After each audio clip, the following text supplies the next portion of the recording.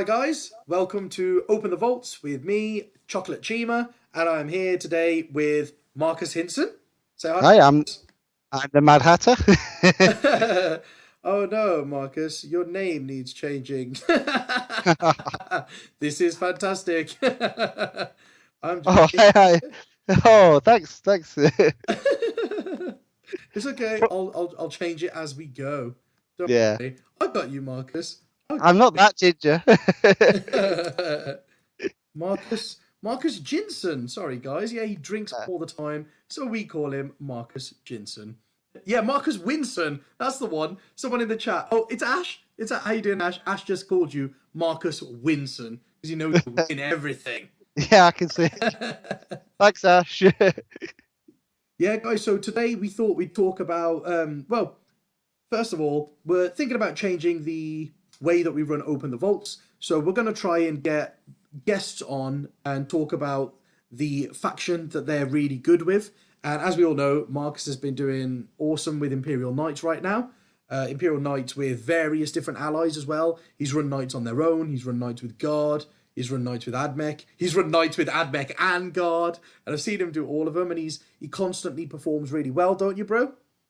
Yeah, I do. I pull probably a bit above my weight, would be the way I'd place it. Yeah, that's it, bro. I mean, you've consistently been coming in the top 5 or top 10 at pretty much every event over the last year that you've been to, haven't you? Yeah, it's rare that I'm not finishing my final games now inside sort of the podium spots. Awesome. There you go. See, guys, Marcus is who you want to be like. Yeah, Drink so heavily. literally Supercharge your dice rolls. by drinking. Yeah, so Marcus has been doing awesome with Knights, so we thought we'd get Marcus on here. We'll talk a little bit about Knights, what makes his list so good, and also how to beat it, guys. We want to know how you beat Knights. What does Marcus struggle against? So, Marcus, let's start a little bit about talking about your current list. I understand you're going to an event this weekend. Yeah, I'm at an event in Manchester at the Forge. I think it's called like the WAR banner or something like that, which Awesome. is an ITC event, which will cover a little bit over how that changes. I think the way you format your lists. I'm be running my usual knights plus soup, trying to work out how to fit in the Castellan following the other, obviously the 100 point bump that he's just taken in the FAQ. Yeah, it's like are you struggling to sort of fit the Castellan in, or is it not much of a drop you need to do? Does it fundamentally change your list? I think where it hurts the hard bit is that it's not just the knights that hurt you, and that's the biggest thing. It's if you've come across the table and it's just pure knights, it's a fairly predictable sort of game. It's the soup that gives you those extra little elements or those extra little tricks that I'm sort of struggling to try and judge what's the best format for. Yeah, Um, because because previously my list included, just to give you everyone a highlights who've seen it, previously it was a Castellan, a Warden, and a Crusader. Both the Castellan and the Castellan, all three of them are Raven for the Castellan strat, and the Raven element of it meant that I could advance D6 and still fire completely normal. So it's yeah, like, okay, why? I'm moving up the board. I've got access to full tilt, and then on top of those guys, I've got Ironstrom missile pods on top, and they're just doing so much damage output. But then it's the supporting bit as well that I've got, a Guard battalion and an Admech battalion, so I'm getting access to canticles, I'm getting access to the ability to repair some of the knights. So dropping me a bracket isn't as bad as you might think it would be, because I can run a tech priest over and he goes, oh, fix, fix, fix, fix, fix, fix, fix. yeah. And then suddenly he goes back up a bracket because you can use a stratagem to increase the number of wounds the model regains by 1. So instead of someone looking at it and going, oh, you're bracketed at 11, now you can pull him all the way back up to 13, and you can have another knight that maybe is on 8 wounds that you play Machine Resurgent on to put him back up to his top level. And then it's also with the other bits as bats that I put in with the that have been in the list. You've got the Admech, which gives me a couple of Transacubuses, which are some snipers, just to either encourage the enemy characters to sit in cover and stay away from me, or they start taking off pieces like warlocks, which can be, there goes your jinx, there goes your your conceal and things like that. You start taking off your opponent with them, and then also with the guard battalion, you've got some mortars in there, some Tempestus Scions in there, which all add nice little bits and bats that just can grind away and grind bits of people's list to pieces with moves that they're not necessarily expecting. Yeah, exactly. That's true. Is that the And same breathe. list that you were using with the double battalion? Was it? That was the double battalion Yeah, one. because I've seen a couple of people try lists where they had like sort of a single battalion, and then they had like points to summon in an Eversaw or like an assassin of their choice. And I know those people, their list hasn't fundamentally changed, because I was speaking to a couple of people that were running it that way, and they said that, now that the Castellan's gone up sort of 100 points, mostly what they need to do is take out one or two guns from their battalion and then drop that Eversaw, so not have an assassin in the list. And they're like, oh, so fundamentally their list doesn't change. However, I noticed with yours, because it was a double battalion, when you try to fit your Castellan in now that the points have gone up, do you still get a double battalion? Do you not? And does that difference in command points hurt you, or how are you coping with that?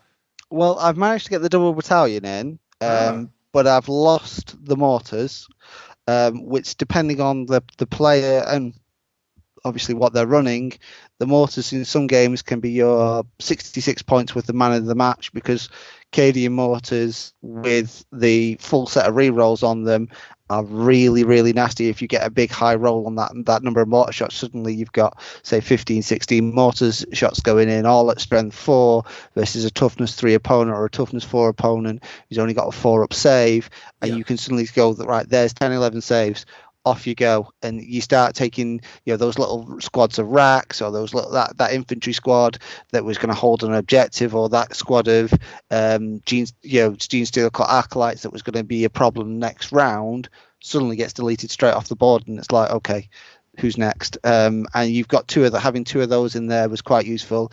I've had to drop one of the sniper rifles out, and I've turned the Scions back into an infantry squad because I had a couple of nasty weapons in there. But oh more or yeah, you less, had I've the kept plasmas in most. there, didn't you? I had a plasma and a hotshot volley gun and a plasma pistol in there, but they're losses, but they were one of those units where it was a nice trick to have, Yeah. would be the way I'd praise, because you set up and against knights, and people are expecting you to be coming everything coming out in the front of them, and then suddenly you're dropping behind them, and someone's not screened properly, and oh look, I've just taken out your wall, your warlord's just got clipped off the board by With the overheating guns. plasma Yeah, that's it. with the hotshot volley and that on the other eights, and then you'd go for the charge to maybe pick off the last wound, or the farseer goes down, or it was just that little bit again of having a few more tricks in your arsenal, or people would have to, if they knew that what was coming, would defend, would invest those extra time and those extra points and units just trying to screen off for them. And it's like, Okay. that hurts. That is, again, one thing where, okay, so rather than you being completely tucked into the terrain, you're now out in the open, and I can start poking your Gatling cannon and Avenger Gatling into you and doing things like that to sort of punish. No, yeah, definitely, definitely. So it's overall, you haven't lost the punch of your list. You haven't lost the CPs to power the knights and get them No. doing what they want to do. You've just lost a couple of little tricks which were nice having here and there.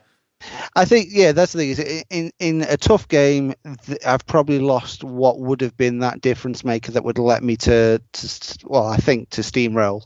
And that's what, Um, well, that's what you're trialing now, isn't it? To see whether that's what I'm trying. That's what I'm still trying. it still What works does with it it. does it still hold with it? And also the other side of it is, do you stay Raven, or following some of the other bits and changes in the FAQ? Do you start saying, well, what was the key bit of the reroll that you were looking for instance, on the Castellan? Yeah, Was it the reroll ones to hit, so that you could set off the Kral's Wrath with immunity? And do you turn around and say, well, maybe are there other houses like Krast or yeah, like Tyrannus Fast. that will suddenly deliver you that bit more survivability?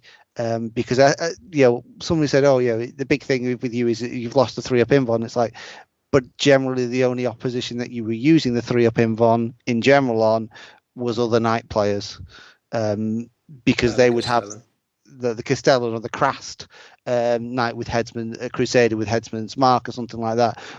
if they're disappearing back off the field, then the Crusader can still, I feel, do a lot of damage. Has a lot of damage output. It's not necessarily still where it was, Yeah. because I think 100 points was probably about 20-25 points higher than it needed to be for the increase. I agree that it needed changing. It was just Yeah. I think when you put a flat 100 on it, it's like it's so many lists that you're suddenly taking, right, well, 100 points isn't just a couple of chaff units. Or it could be a couple of chaff units, but those chaff units were your battalion. And I think the way to go with it is to have a lot of CPs and use the relics as well as you can, so that you can max out what you can do. Yeah, you've just got to be clever with it, haven't you? Like, that's another question. That's a question that Dan's just asked there. He said, "Has Marcus tried the zombie knights instead of Raven?" Zombie, I'm guessing, is Taranis knights that get. Tyrannus, yes, yes, we have just started trying it, and at the weekend I'm running 3 Tyrannus Knights to Dan, in answer to your question, to see if that works out. So that way, I'm more reliant on the get back up and the feel no pains to do it, and see where where it outputs. I think mathematically it's between sort of 30, takes the Castellan to between 33 to 32 wounds, something like that, as your average with the feel no pain rolls, providing you're not taking mortal wounds on it, because obviously the mortal wounds go straight through your 6-up. Yeah, see that. I mean, that's really good, isn't it? The Taranis house just it gives you those extra wounds, but then especially if you're using a Castellan, it's especially good because if people kill your Castellan, you can get it back up, and then you can act normally with it. That's so Yeah, huge, isn't it? it's huge, and it's also where you're getting back up. If someone kills it in combat and it doesn't explode, which where you've got 2d6 rolling chasing after those sixes, can still happen. But if it doesn't explode, you get back up at the end of the phase. So Yeah, you might still have half an army's worth of shooting left. Doesn't matter. He's off the table. He gets back up at the end of the phase, or you might have another unit that could have swiped and striked at him, but it doesn't matter because he gets up at the end of the phase. So he gets up after you've done all your fight seconds and all the rest of it. Gets up and then he goes, right, for 1 CP I can act at normal ballistic, and really bring out the punishment for that final turn.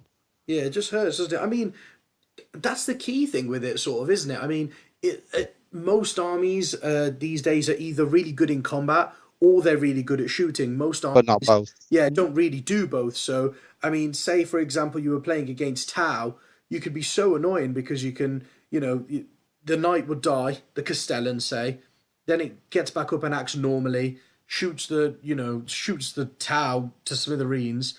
The Tau shoot back, kill the knight again because he's only got like 2 wounds, but then Gets back up again. up again, and the Tau can't really kill that knight in the combat phase or anything. So you just know that that knight is going to hit you hard every turn. Well, you're not. You might be able to, Manny, but most Tau players can't. Yeah, exactly. That's that's the element where it's like suddenly it's like, okay, if you are fighting in the psychic phase, the shooting phase, and the combat, the fight phase, then yes, you may have a way of getting rid of him, but then you're trying to, will you have everything closed on them as well to be able to pull those tricks off?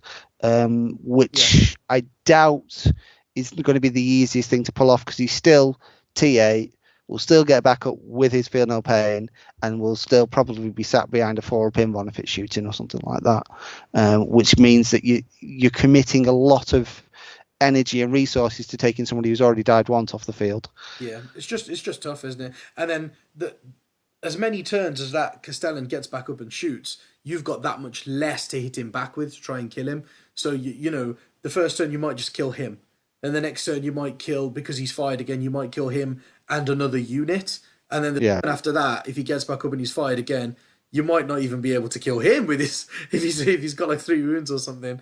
It's just insane, isn't it? Yeah, you might get to the stage where you're sat there going, you're hunting for the Hail Mary shot, or the Joe DiMaggio sort of swing batter. I'm going to put it out of the park.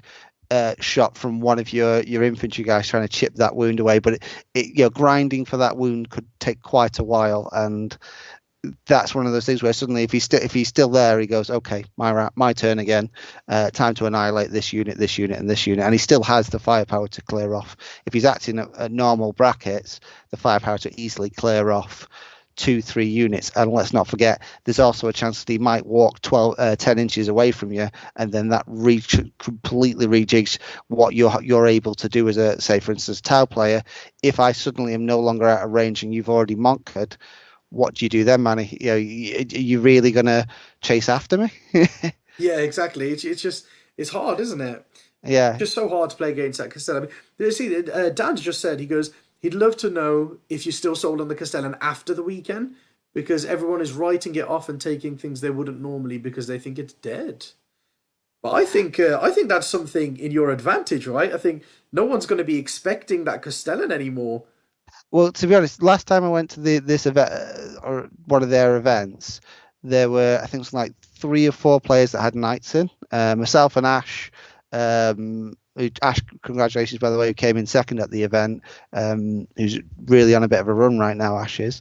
But one of the difference makers in our matchup was having the Castellan. But it's interesting since obviously the FAQ drops, you're now looking at that list of players, or a lot of the same players are in there, and suddenly the knights have disappeared out of the matrices for people, and they're going, oh, actually, I don't fancy that. So people are going back to other stuff. But if you're still running that Castellan who's still very deadly, you can suddenly turn up and go, okay, I face Space Wolves round 1, field day.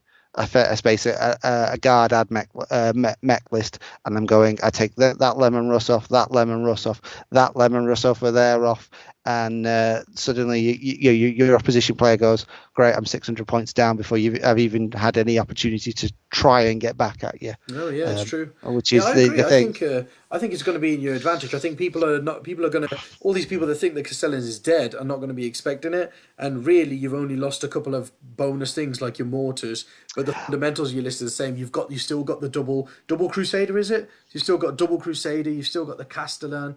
You're going to hit people hard, man. Yeah, well, that's the thing. The new list has gone from Warden Crusader to Double Crusader. Yeah. Again, as part of that was because I was looking at it, and it's the matchups where I needed the fist, where when you fought Magnus or where you fought other knights or equivalents, where you can go in and go, that's either a flat 6 damage or a flat 8 damage for the Paragon Gauntlet, and Yeah. just start taking units off. And that is where having that flexibility was nice, but maybe having an extra weapon system in that maybe is me trying to make up for some of the other things that I've had to take out. So more direct damage and being able to punish a bit more Yeah. directly, rather than the Warden, which some games was like, okay, here's endless fury. that Yeah. that was his game. So we've got a question from John Taft Jones. Yeah. This is Question. one. There's this question with getting back up at the end of the phase. If you get back up in your opponent's turn, surely he gets to say the order of the stratagems. I think what it means there is, for example, say I was playing against you, Marcus, and I Yeah. had a Smash Captain.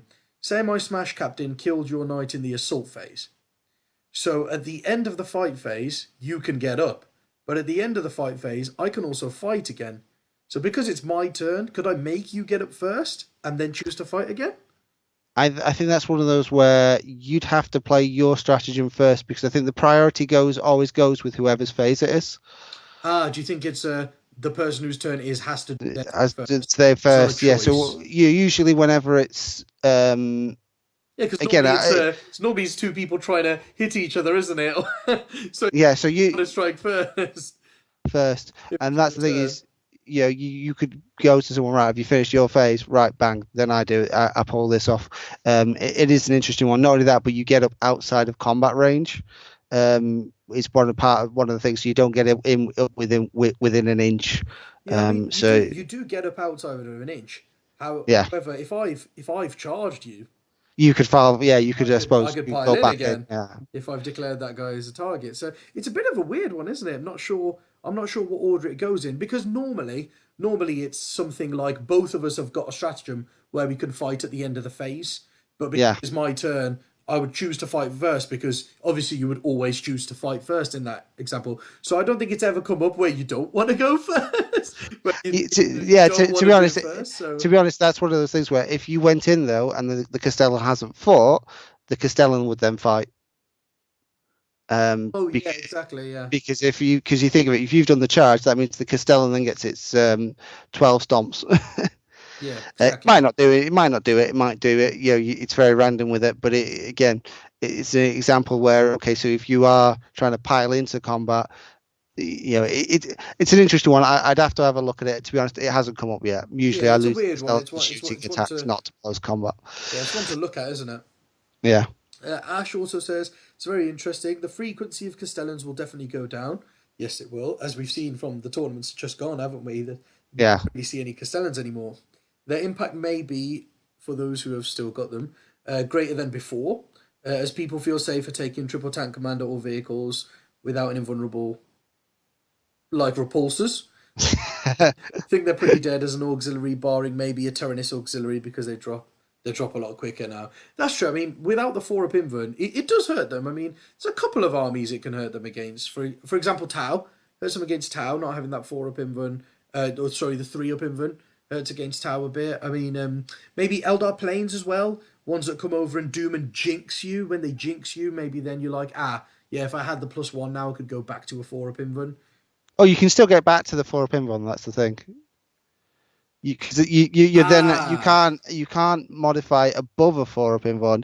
You could still okay. get to a 4-up invuln. Okay, it just hurts the other knights, doesn't it? The ones that go up to like a 6-up invern Yeah. and stuff like that. You can't use it on them again to get to a 4-up invern. So yeah, it's just a bit of a pain, isn't it? I mean, it does hurt against some armies. Just we don't think they're dead, do we, Marcus? We don't think they're No, dead. I'm not convinced that he's dead yet. And if a lot of other people are expecting him to be dead and they've made that mistake, they may suddenly find themselves weeping.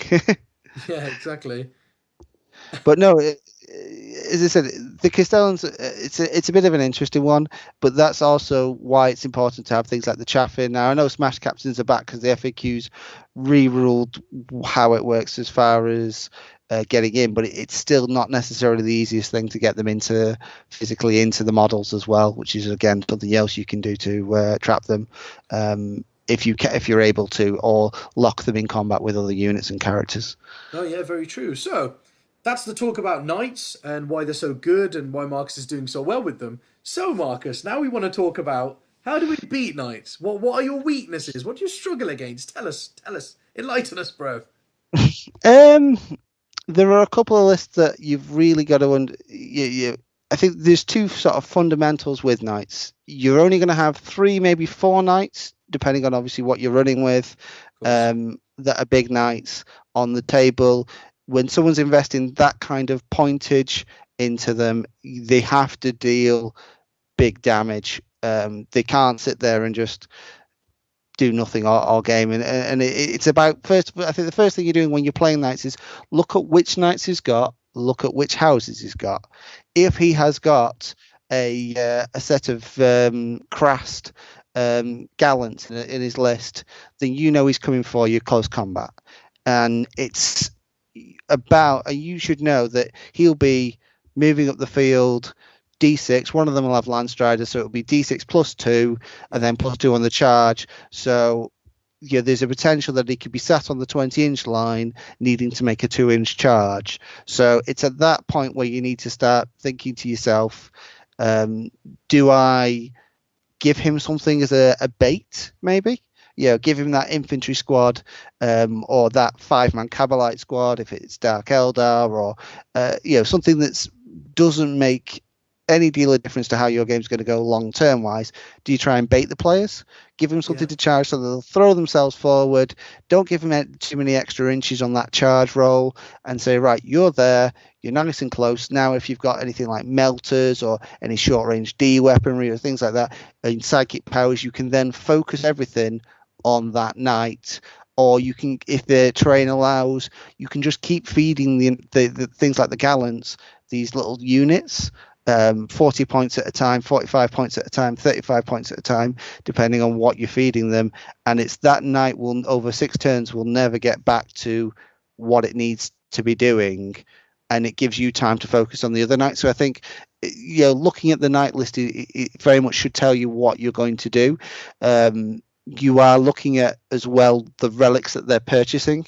Smart knight players are picking up things like the two up armor is a really good relic Yeah, yeah, for a good knight, relic. because then you're sat on two up armor, and if it's AP -2 or AP -1, there's a good chance you are not digging. You're leaving me on either a 2 up or a 3 up or a, potentially a 4 up. But I'm not rotating iron shields with that knight, so you need to really focus in on it. And if that knight's equipped with a lot of weaponry, a lot of it is about picking up how the knight player wants to play it, because a good knight player is usually defined by their judgment more than necessarily their skill as a player. Yeah, because Hence why I do quite well. It's more about making the plays and working out which good plays you've got, and making those judgments of how can I hurt your opponent and how can I play to my strengths rather than your strengths. And again, another example, and the reason I hate the Gallant is that you've just sank 352 points into a knight, and he can be movement blocked, he can be dragged out of the way trying to get after little weak units, and to a certain degree you can ignore him. Whereas the more shooty crusaders and the wardens and the valiants to a certain degree, and definitely the Castellan, their impact range is so much further.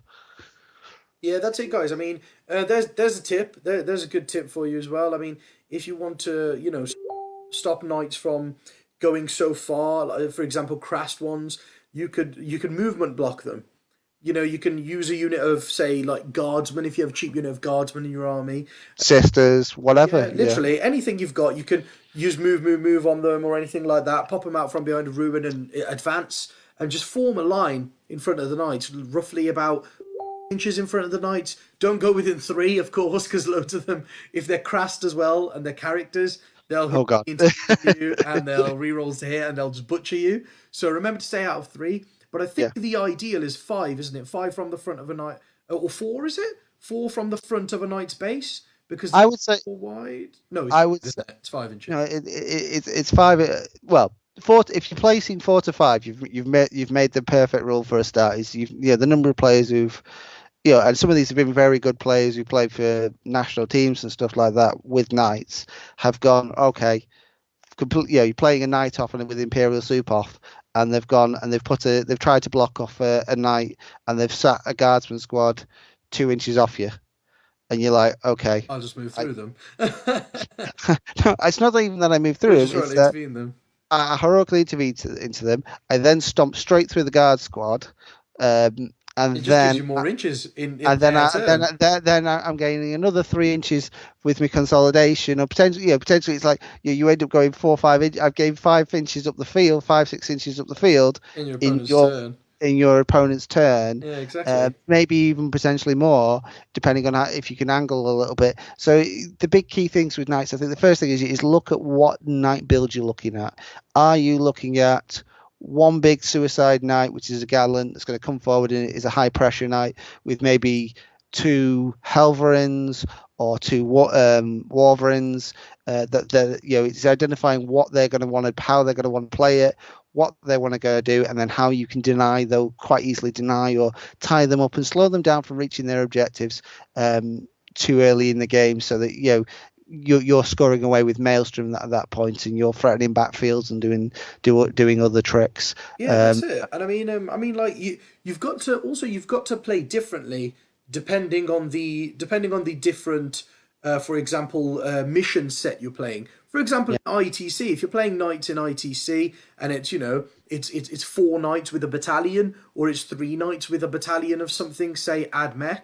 I mean, what you could do in that instance is you could try to kill the AdMech first, with long range firepower, or if you have any out of line of sight firepower. Those are the yeah, best kind of things to take against knights, because things that can reach out and kill their support. I mean, if you're playing in ITC and you manage to reach out and kill the AdMech, then all of a sudden these knights need to be holding an objective somewhere, and they need to yeah. be trying to hold more than you. Which, if you've left them with four knights, they're going to struggle to do, aren't they, Marcus? I mean, that must be something that you don't like people doing, right? I mean, Yeah, no, good to use against knights. that's why I use the double battalion, is just to have that extra number of guys on the ground. I didn't start off at the double battalion when I first entered Yeah, into sort of the night phase. It was with the army I picked up last summer and was building as a project over the summer months to run out for the winter, because I'd seen how powerful the Castellan was. At the time, my tower just weren't able to really compete because some of the points were too high in some of the big units, and there was no way you could keep taking volcano lances to the face to anything, because oh, yeah, as of soon as, course. as soon as one of those goes through, it was like, okay, so that's a riptide off, or Yeah, that's there goes, two of them go through on a storm surge with his four up on, and that's the storm surge more or less off the field. So I was looking at different options in a list that plays quite similar to it, with the a big, more of a big approach to Tau with the bigger units in there. And when I came to the Knights, I started off with more of the tank commanders in there to get you more firepower alongside sort of the mortars. But what I was finding with them is that I didn't have enough stuff. You'd quite easily delete out 2-3 units of guardsmen.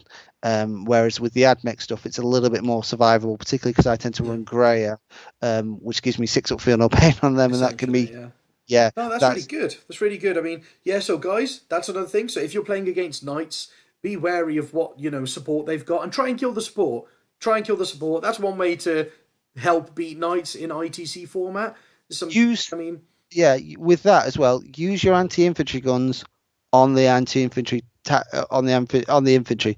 Don't waste them yes. on knights. That's Yeah, I one of mean the it's big. just, it's one of the such a tempting thing to do, isn't it? When a knight has sort of gone down to 2 wounds, you sort of go, actually, let me fire my 3 units of guardsmen at this knight and try and take it down before I fire my last tank commander, and then he can fire at something else. But what you really want to do is make sure that tank commander kills the knight first, First, then yeah, guardsmen can start clearing away. They might, with first rank fire, second rank fire, those 2 guardsman units, 3 guardsman units might wipe out 2 units of AdMech. Do you know what I mean?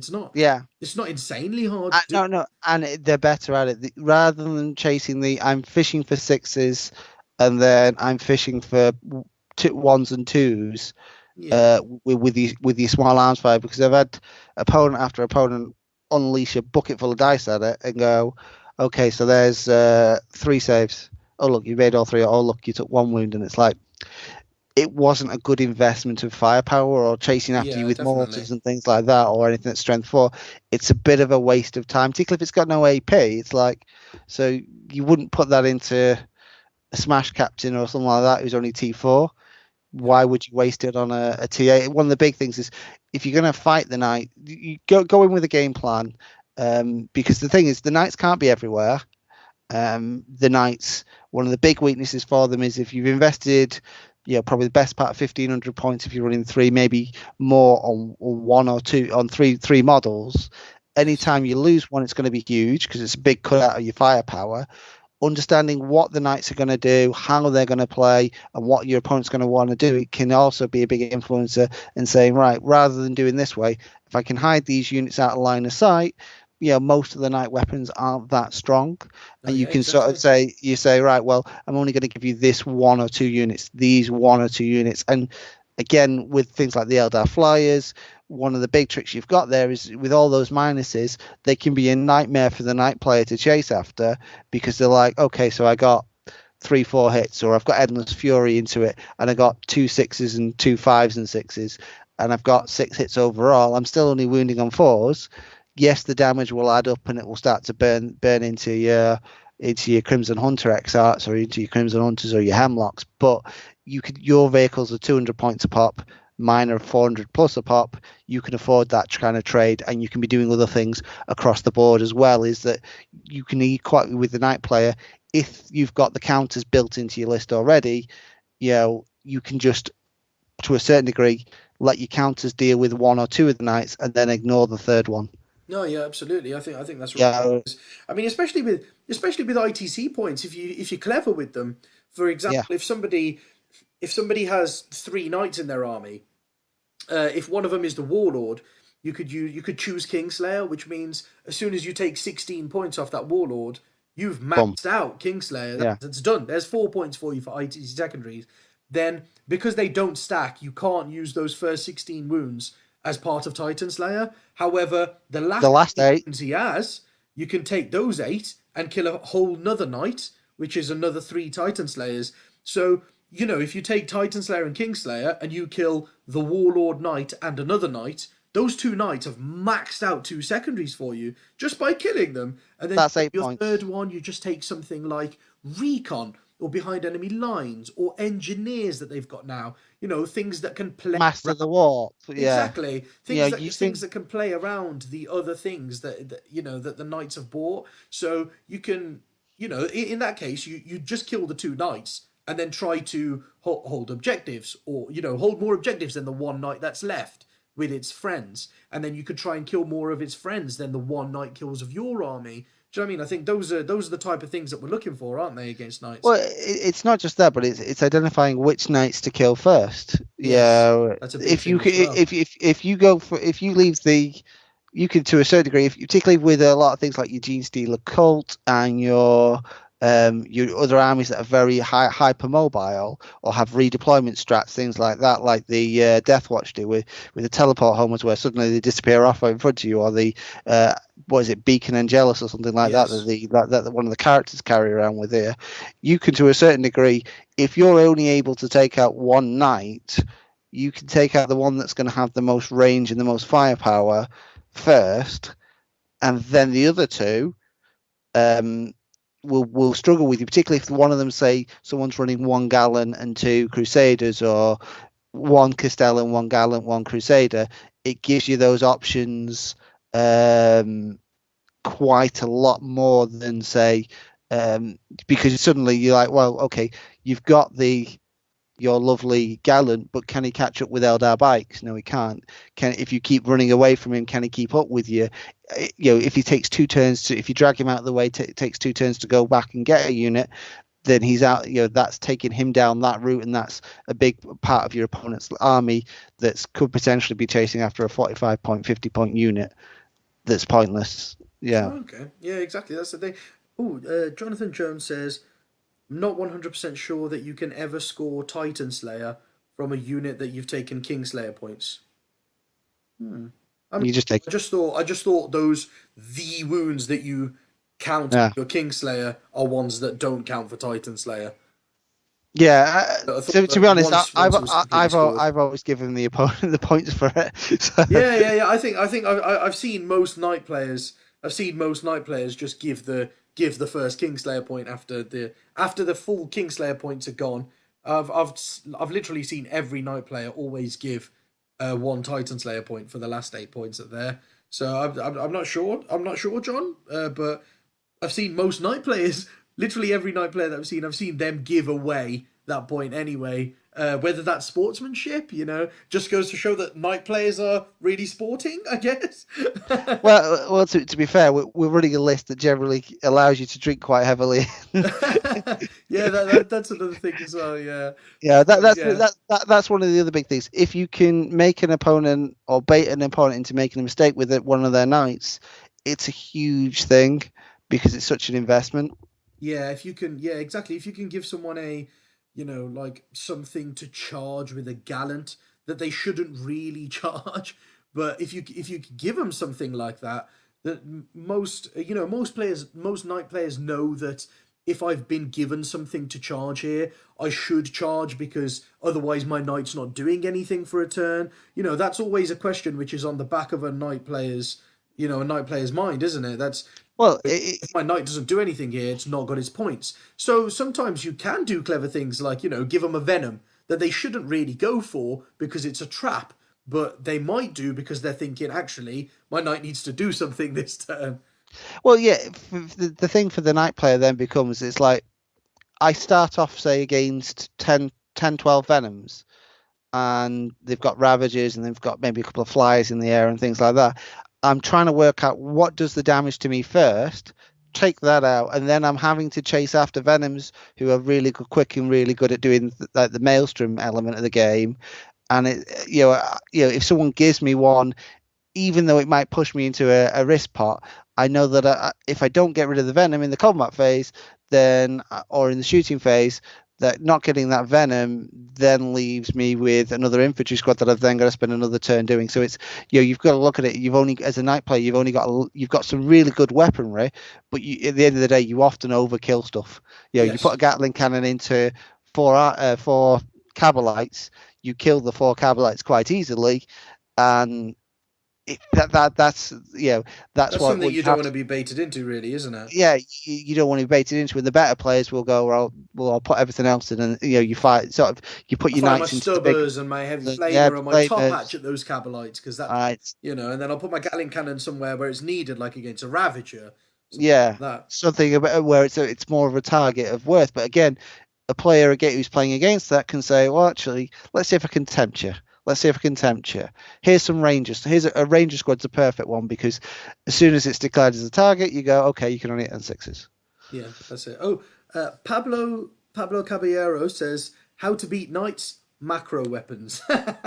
Well, That, macro weapons would that's do one it, way. but I think that's it's a lot bigger points value than what we're talking about here. Is To be honest, I have actually beaten two of the Necro at Battlefield Birmingham. oh yeah, I you went did, didn't you? I went through two of the vault thing with the guy coming, the Cetan coming out of it, and two of the Necron Oh yes, shout out to pilot. Victor Garvey. Yes, Yeah, Victor Garvey bought Battlefield, didn't he? And it was so funny that he bought it. It was amazing. So he's what is it? Two massive Necron pylons and a yeah, Tesseract Vault. and then three of the flyers Oh yeah, three Doomsides. and the worm. Oh yeah, and a Bullworm to try and score a couple of points.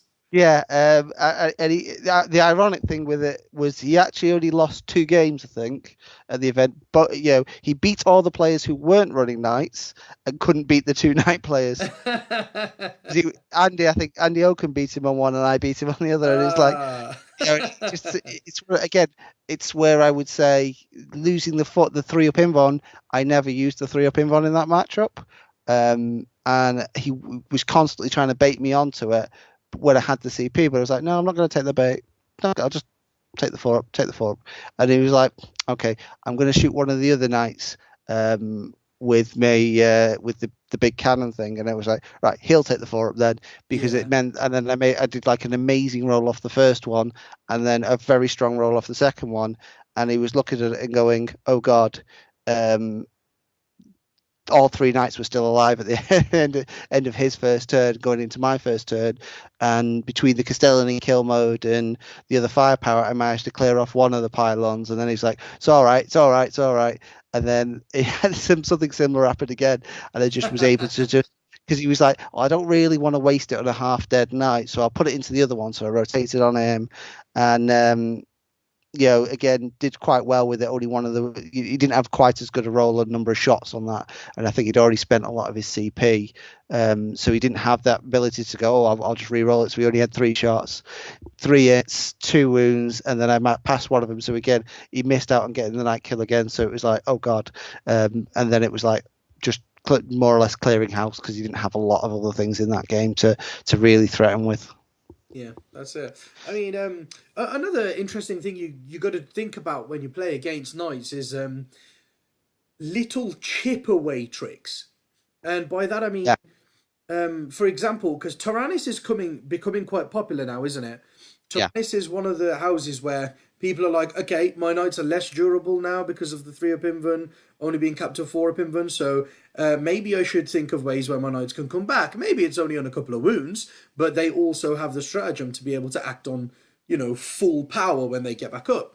So what I mean by chip away tricks is, for example, Grek, like Dayak Grek from a Tau army. At the end of your opponent's movement phase, he chooses a unit, rolls a dice, and on a 4+, 5+ for characters, that unit takes D3 mortal wounds. So I mean, if a Tyrannic, if with a Tau army, if you shoot a Tyrannus knight to death in your shooting phase, then the knight goes down.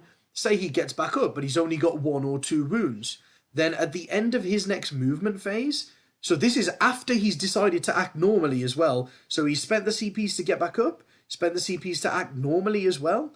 And then at the end of his movement phase, boop, you've done D3 mortal wounds and the knight is dead again. Then they have to spend another 3 command points to get up and then it becomes, you're forcing the knight player to have to use CPs, and it's something that's in the back of their mind always, or it's something that might catch them off. Somebody might not remember that you have Grek. They've gone down to sort of 6 CPs, and then they've spent 3 to get back up. They've spent another 1 to act normally, and then they've only got 2 CPs left, and you just kill that knight again, and now it can't get back up because they've kind of forgotten that you had this little trick. I mean, that's things to think about as well, isn't it? You Yeah, no, can do that in different phases. it's a lot of tricks like that that you can pull out to really chip away at the knights. And that's again with the knights, if you can bracket them in, when they put themselves back up to the top tier, a full healthy knight goes down to the top tier, it then doesn't matter. For the following phase, it's perfectly fine, doesn't care. If you start bracketing them in your turn, though, then suddenly they can't get back up to that, and it reduces the combat output. So if you've got a stratagem that gives you potentially D3 mortal wounds going into the following a charge or something like that, and you pull that out, and that's the difference between that knight being on, say, 13 or 14 wounds, and you suddenly drop down to 11 wounds, and you're on your second bracket. That can be a big deal of difference, because then the knight's only hitting you on 4s naturally, and if you've got any other -1 tricks that have been put in there, I've always looked at it. The matchups I hate the most, as far as a player with knights, is always I hate playing the plague bearer horde. It's not that the plague bearer horde ever beats me over 5 turns, but it's that it takes so long to grind through. And they will steal. They'll chip away at the knights with bits, but it's the minuses as well, that you have to get all the plague bearer units below 20 before you can really start going in and just start kicking face and doing things like that. And you've got other tricks and that. So I always hate facing demons with it, because the invons as well mean that all the AP on your weapons are pretty much pointless. I'm not a great fan of facing the Harlequins because of all the haywire that goes pretty much straight through.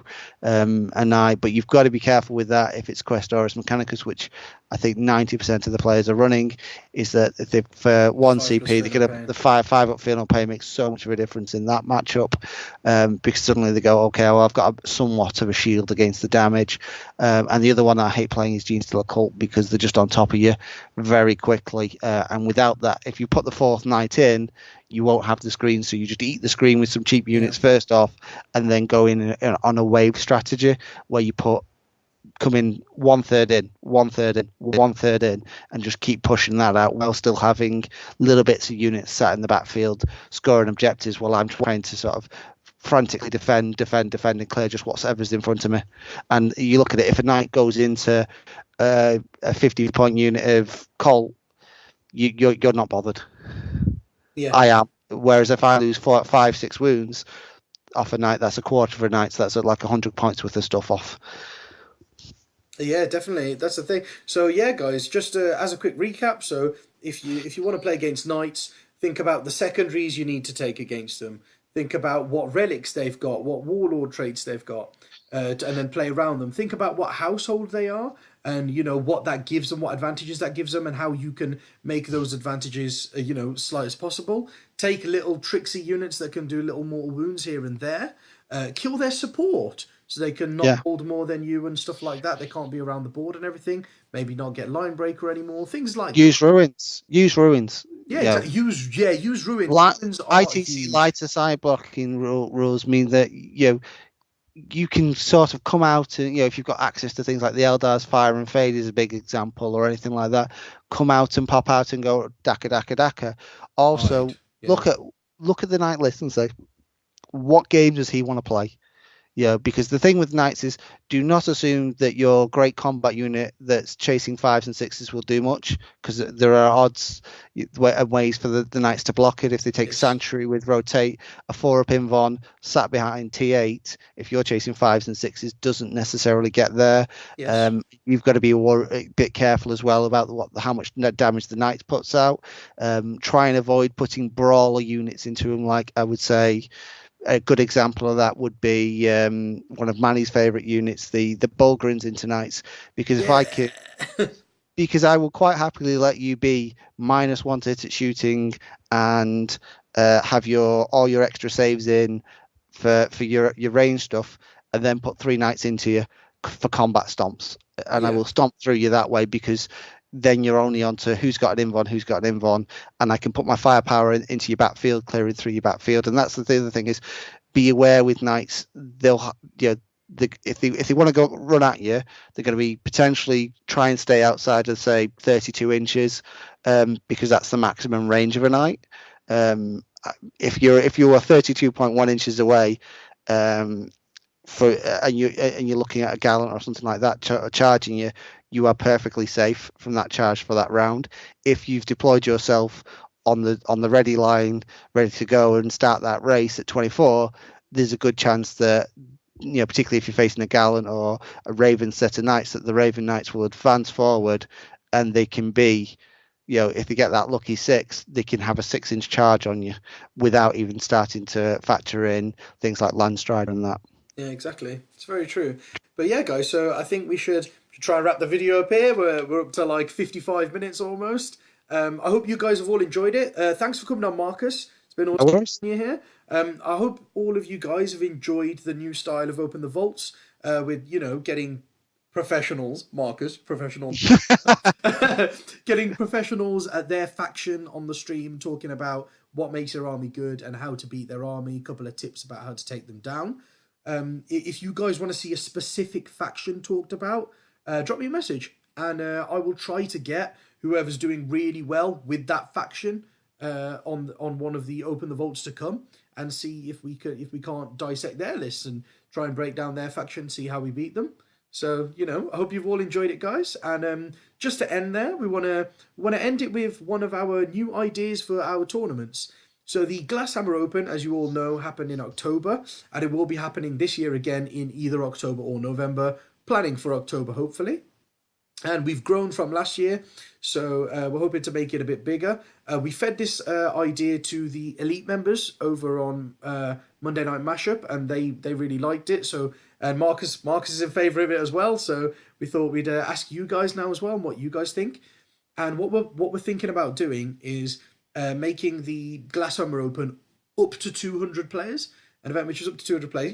Expand it, make it bigger. That's what we want, isn't it, Marcus? We want more bigger tournaments in the UK. Want to make the competitive scene community get bigger, and we want to all grow together. So what we're planning on doing is making it a 200-man event, and then if we kind of bracket the prize, so if we sell over 100 tickets, first place will get a £500 prize. And if we manage to sell out the event and we sell 200 tickets, then first place will get a £1,000 prize. How does that sound, Marcus? Does that make you want to come? Yes. But yeah, definitely. we want to grow the competitive community. We want to get more and more people coming to the tournament. So we see fresh faces, different people doing well, and we thought, how do we do this? Let's give them a bit of an incentive. Let's give them something cool to play for. So let's give them £1,000 prize. Yeah, and the big thing with that is, if you've got 200 players, you can guarantee Manny will be too busy to play himself. Oh. Oh. Yeah, I'm gonna be gutted that I don't get to play in that. As well, with it being like a 200-man event, there's going to be so many ITC points up for grabs, and it's literally like 2 months before the LVO, 3 months before the LVO. So there's going to be so many ITC points up for grabs. There's going to be a big £1,000 prize up for grabs, and I'm not allowed to play that. Unlucky, Manny, unlucky. But yeah, guys, so look out for more updates on the tournaments to come, and we'll catch you here same time next week for Open the Vaults again. And next week I think will be slightly different from a how to beat video, because next week will be Caledonian Mayhem, I believe it's called, Marcus. Yeah, Caledonian Mayhem. That's It's it. the Marcus first is going to be there. ITC first ITC Cali that we're Cali doing. event, yeah. So Marcus will be there, I'll be there, Dan and Liam are coming with me, the whole Glasshammer team's going to be there. I think Ash and Tom, literally everybody associated with Glasshammer will be there, and then all of the England team pretty much are going to be there. So it's going to be a Shark Tank, and basically what we'll do is we'll analyse some of the lists that have come out, and we'll talk about which ones are cool and who we think is going to do well for the weekend. So, see you guys later, man. Take care. Thanks for coming on, Marcus. Bye, guys. No worries. Bye.